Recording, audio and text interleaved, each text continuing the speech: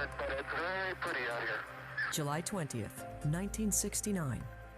The world watches spellbound as men walk on the moon. But even as the space age reaches its zenith, the information age is launched.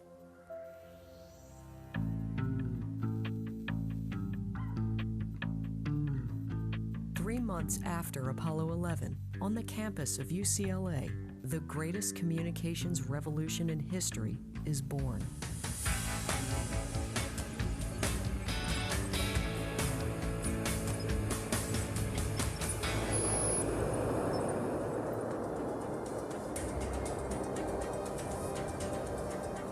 Like the space race, this revolution has its origins in the Cold War.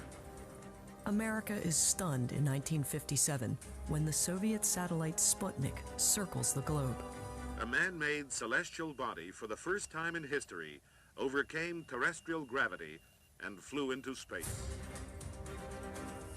Not since Pearl Harbor have Americans been so shaken by a foreign threat.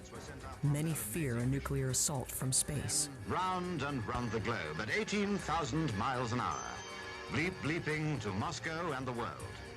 Apparent proof that Russia could deliver an H-bomb at long range by rocket. We go back to 1957 when the Russians launched Sputnik and caught the United States with its pants down. Then President Eisenhower said, "This is unacceptable. We have fallen behind in science, engineering, and technology."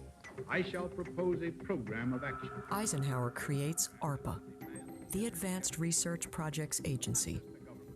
Housed within the Defense Department, ARPA spends lavishly to spur scientific breakthroughs. We basically created this ARPA and provided funding so they could support civilian uses of technology just to increase our capability. Every time they went to a new researcher, the researcher would say, "You want to fund me? Fine, buy me a computer." And ARPA said, "Happily, we'll buy you a computer." And the researcher would say, "Not only do I want a computer, I want the capability that everybody else has. Give me graphics, give me high performance, give me database, give me artificial intelligence, etc." Computer technology, a major feature in modern life, was... But not even ARPA can afford to provide the latest hardware and software to every researcher. The solution? They need a way to share computing resources. Enter UCLA professor Leonard Kleinrock. His graduate work analyzed the flow of data through a computer network. The interesting thing is that we were able to set up a mathematical theory of data networks long before the network was implemented and designed. We understood how it should and would work. The concepts lie fallow for a while. I kept improving them, publishing papers. Nobody cared until Sputnik created ARPA. ARPA created the computer group. The computer group, IPTO, deployed sites that became specialized and needed to be connected.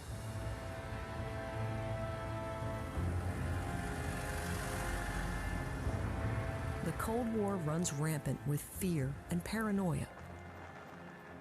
The threat of nuclear Armageddon fuels a culture of secrecy. There's a place for worry. There's a place for fear. Remarkably, ARPA understands that science operates on a different model. The best results come from trust and collaboration.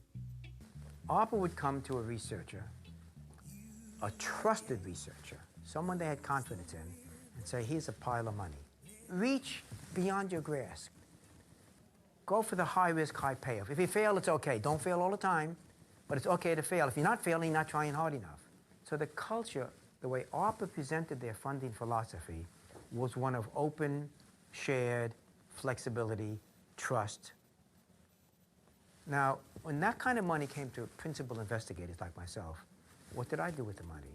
Well, I had an army of graduate students, of a software team, a hardware team. I'd go to them and say, "Look, here's the kind of thing I'd like you to end up with. Here's funding, go do it." ARPA researchers draw inspiration from advances like computer time sharing. Computers of the 1950s process the work of one user at a time. By the mid-1960s, multiple terminals are connected to each mainframe computer, allowing it to run numerous jobs simultaneously. Why not use that same idea for time-sharing communications resources? If we're sending data and we stop sending it, let somebody else use that same link. Time-sharing of communications resources. That was another aha moment.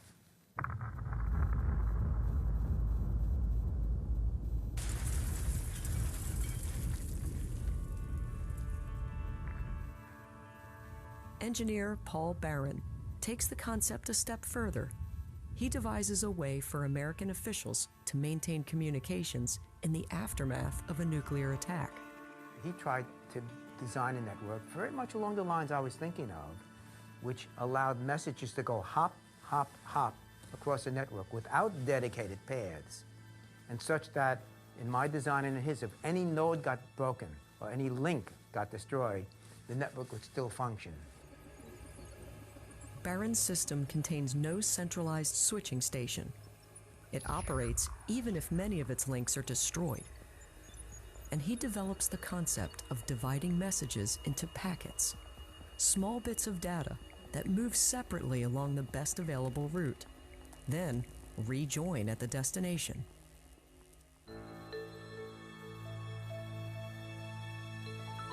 This interface message processor, or IMP, ignites a global revolution. In October 1969, Kleinrock's team transmits from UCLA to a matching IMP 400 miles away at Stanford.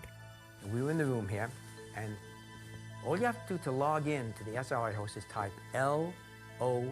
And each time you type a character, it gets echoed back to your terminal. And once you get to the G, the SRI machine knows enough to say, oh, somebody's trying to log in. It types the IN field. So all we have to do is type LOG. Fine. Charlie typed the L, the S. Did you get the L? Yep, got the L. Type the O. You get the O? Yep, got the O. Type the G, you get G. Crash. The network went down. So the first message ever on the internet was lo, as in lo and behold. Now you have to understand, we didn't have a camera. We didn't have a voice recorder. At best, we have a little entry in a log saying we did this. Alexander Graham Bell was a smarter man. He had a message ready. Come here, Watson, I need you. Samuel Morse for telegraph. What hath God wrought? Armstrong, giant leap for mankind. Those guys were smart. They understood PR and public relations and media. We had no such message.